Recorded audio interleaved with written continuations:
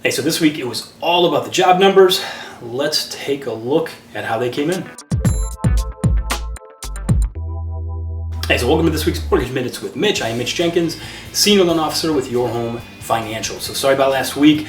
Strep is not fun to deal with, and on the mend. Amoxicillin is a great invention. So let's take a look at this week's headline, starting with the JOLTS report. Now, the JOLTS report is basically job openings, and it shows how many potential jobs there are in the market, and it came in well below target. So the market was expecting 8.1 million, only about 7.7 million were actually posted. Now, they also revised the prior month down by 330,000 jobs, so we're starting to see a significant slowdown in hiring.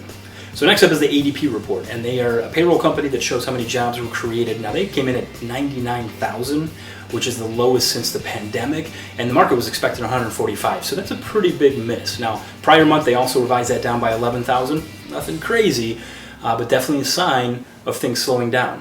Now, the big one is the Bureau of Labor Statistics. So the BLS report came out, missed the mark as well. So market was thinking 160,000, came in at 142,000. Not too crazy, obviously weak, but the biggest thing was, forgive me if you've heard this before, revision to the prior month. So they took 86,000 jobs right off. They just erased them from May and June. Now let's look at May. So May started out at 206,000 jobs created. That was the initial headline. Now last month they went in and revised that down to 179,000. Pretty significant. Then they took it a step further this month and dropped it all the way down to 118,000. So in May, when the numbers came out, it was 206,000. That's all the way down to 118,000. So June was very similar. Originally came in at 114,000. That's been revised all the way down to 89,000. Now they might still revise that down further next month. We'll see. But this 142,000 this month, expect that to drop significantly. Now, what did the unemployment rate do?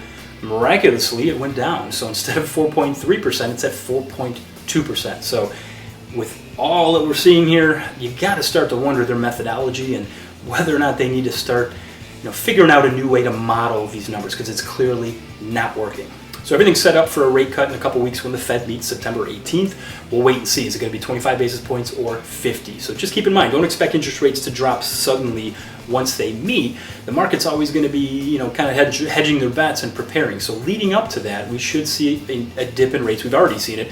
We're at 18-month lows right now. So believe it or not, interest rates have come down to the lowest since spring of 2023. So if you're kind of on the fence and waiting for the right time, no time like the present, I'd love the opportunity to work with you. So before I end, I want to give a quick shout out to Jimmy Donovan. Godspeed, Jimmy. We wish you the best. Unfortunately, if you haven't heard, his cancer's back and it's aggressive. So he's got to step away from the booth and do what he can to fight. And we're all with you, Jimmy. We hope for the best. So welcome, Andrew Siciliano. Please do the Browns justice. I'm sure you will. So we take on the Cowboys Sunday at 4:25. Let's hope for a good season, guys. So, hey, as always, thank you so much for watching. We'll see you next week.